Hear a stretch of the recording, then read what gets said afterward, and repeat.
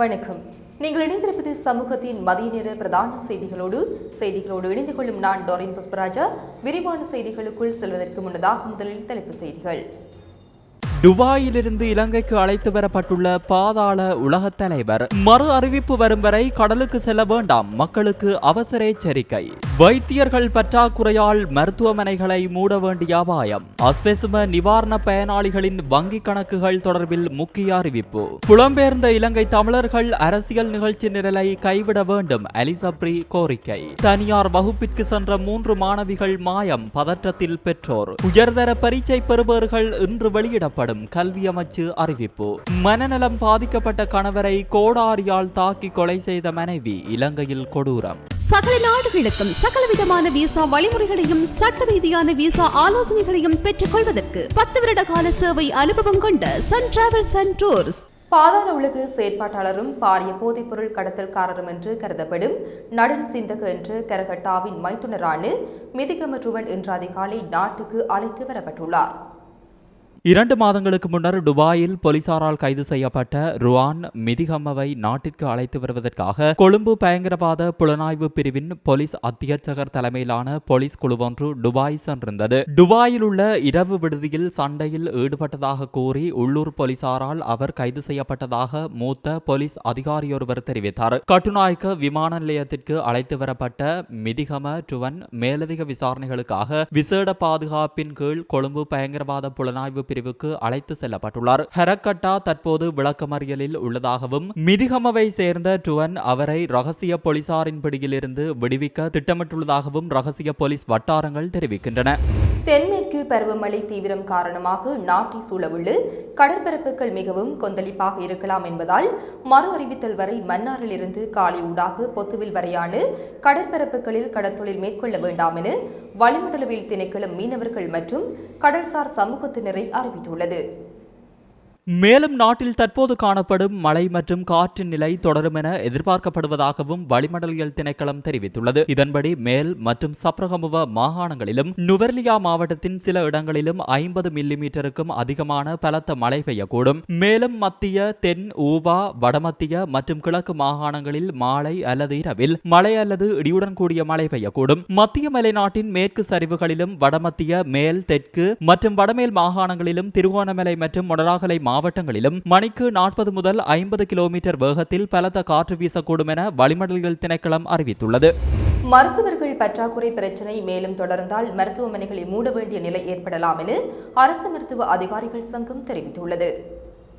போதிய வைத்தியர்கள் இல்லாத காரணத்தினால் நாடு முழுவதிலும் உள்ள பல புற வைத்தியசாலைகளில் நோயாளர் பராமரிப்பு சேவைகளை பேணுவது பாரிய சவாலாக மாறியுள்ளதாக அரசு வைத்திய அதிகாரிகள் சங்கம் தெரிவித்துள்ளது. உரிய தரப்பினர் நாட்டின் மருத்துவ அமைப்பிற்கு தேவையான அளவிற்கு நியமிப்பதற்கு அனுமதி வழங்காவிட்டால் வைத்தியர்களின்றி பாதிக்கப்பட்டுள்ள மருத்துவமனைகளை மூடுவது குறித்து தீர்மானிக்க வேண்டிய நிலை ஏற்படும் என அரச மருத்துவ அதிகாரிகள் சங்கம் எச்சரித்துள்ளது. மருத்துவமனைகளுக்கு நியமிக்கப்படும் மருத்துவர்களின் எண்ணிக்கையை அதிகரிக்காததால் நாட்டின் மருத்துவத்துறையில் பெரும் நெருக்கடி உருவாகியுள்ளதாக ஊடக பேச்சாளர் வைத்தியர் சமால் விஜயசிங்க தெரிவித்துள்ளார்.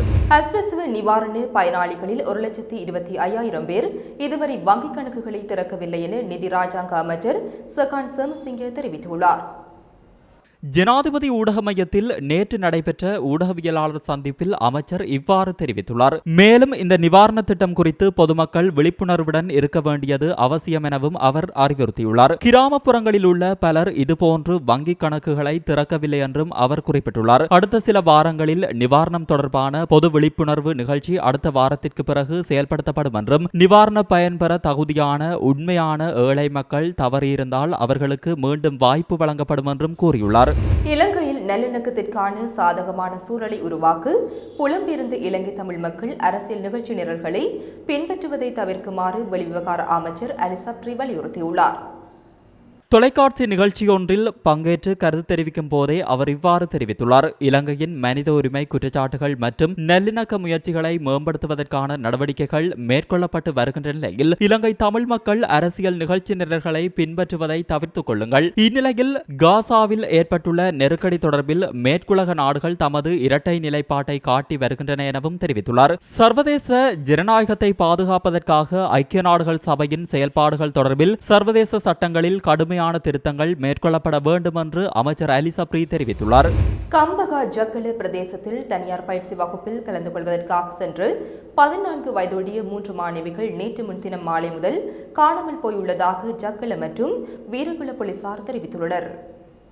ஜக்கல போலீசாருக்கு இது தொடர்பில் முறைப்பாடு கிடைத்துள்ளதுடன் மற்றைய 2 முறைப்பாடுகள் வீரகுல போலீசாருக்கு கிடைக்கப்பெற்றுள்ளது. காணாமல் போயுள்ளதாக கூறப்படும் மாணவிகளின் தாய்மார்களே இந்த முறைப்பாடுகளை செய்துள்ளதாக சிரேஷ்ட போலீஸ் அதிகாரி ஒருவர் தெரிவித்துள்ளார். காணாமல் போன 3 மாணவிகளும் கம்பஹா ஜக்கல பிரதேசத்தில் உள்ள பாடசாலை ஒன்றில் 9ஆம் ஆண்டில் கல்வி கற்கும் நண்பிகள் எனவும் இவர்கள் மூவரும் நேற்று முன்தினம் இரவு வரை வீட்டிற்கு வரவில்லை எனவும் தெரிவிக்கப்பட்டுள்ளது. காணாமல் போன 3 மாணவிகள் தொடர்பில் நேற்று வரை எவ்வித தகவலும் தமக்கு கிடைக்கவில்லை என ஜக்கல மற்றும் வீரகுல போலீசார் தெரிவித்தனர். இது தொடர்பில் சிறுவர் மற்றும் பெண்கள் பணியகத்தின் அதிகாரிகள் மற்றும் ஜக்கல மற்றும் வீரகுல போலீஸ் குற்றப்புலனாய்வு பிரிவினர் விசாரணைகளை மேற்கொண்டு வருகின்றமையும் குறிப்பிடத்தக்கது.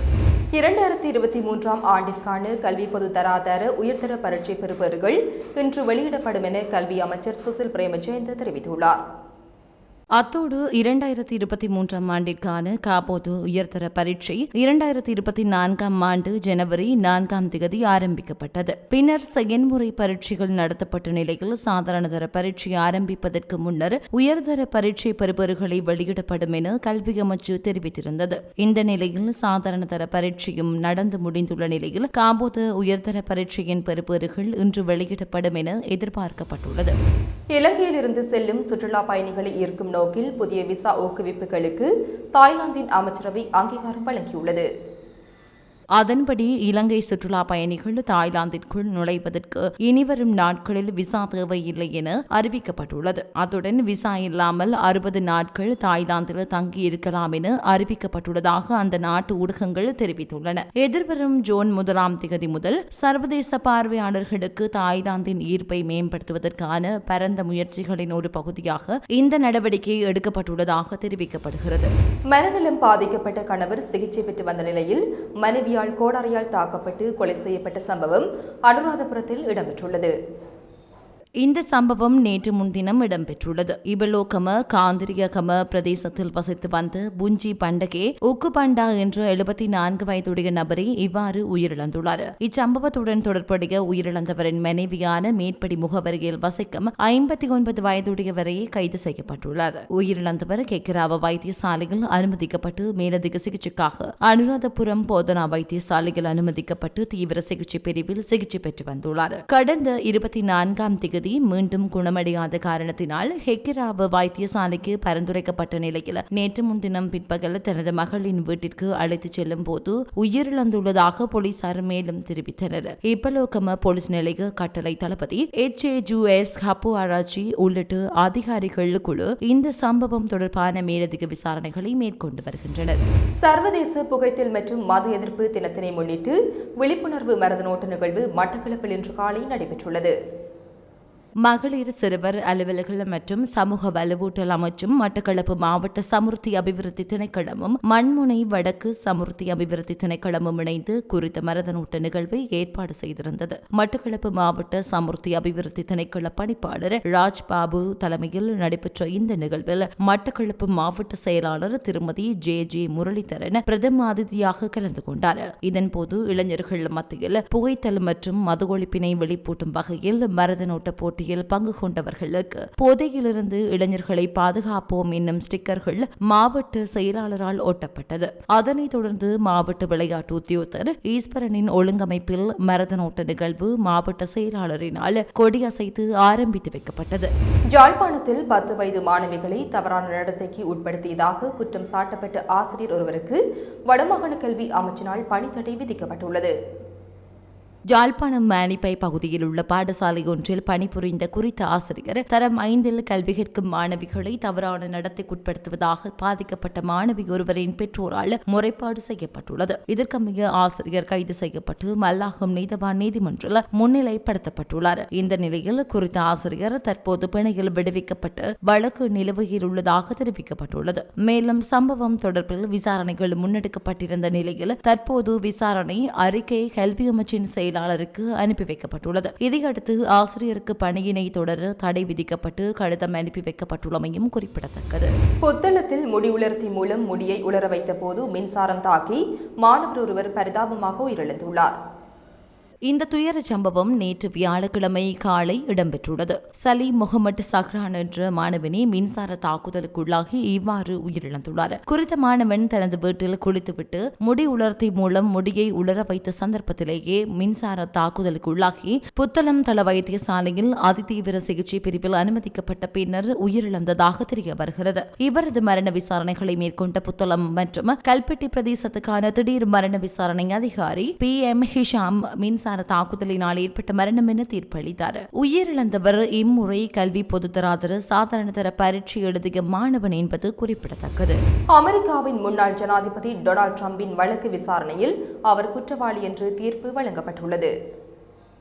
2016 ஆண்டு நடந்த ஜனாதிபதி தேர்தலில் தம்மை பற்றி தவறான செய்திகளை மறைக்க ட்ரம்ப் பணம் வழங்கியதாக குற்றம் சாட்டப்பட்டிருந்தது. இது தொடர்பில் ட்ரம்ப் 34 குற்றச்சாட்டுகளை எதிர்நோக்கினார். இதன்படி ஜூலை 11 அன்று தண்டனை வழங்கப்படும் என எதிர்பார்க்கப்படுவதுடன் ஒவ்வொரு குற்றச்சாட்டிற்கும் ட்ரம்பிற்கு அதிகபட்சமாக 4 ஆண்டுகள் சிறை தண்டனை அல்லது அபராதம் விதிக்கப்படலாம் என எதிர்பார்க்கப்படுகிறது. அமெரிக்காவின் முன்னாள் அல்லது தற்போதைய ஜனாதிபதி ஒருவருக்கு தண்டனை விதிக்கப்படுவது இதுவே முதல் சந்தர்ப்பமாகும். இத்துடன் சமூகத்தின் மதிய நேர பிரதான செய்திகள் நிறைவு பெறுகின்றன. தொடர்ந்தும் சமூகத்தோடு இணைந்திருங்கள். இது போன்ற செய்திகளை தெரிந்து கொள்ள சமூகம் நியூஸ் சேனலை சப்ஸ்கிரைப் செய்து அருகில் உள்ள பெல் பட்டனை கிளிக் செய்யுங்கள். மேலும் இது போன்ற செய்திகளை உடனுக்குடன் தெரிந்து கொள்ள சமூகமீடியா.com என்ற இணையதளத்தின் வாயிலாகவும் எங்களுடன் இணைந்திருங்கள்.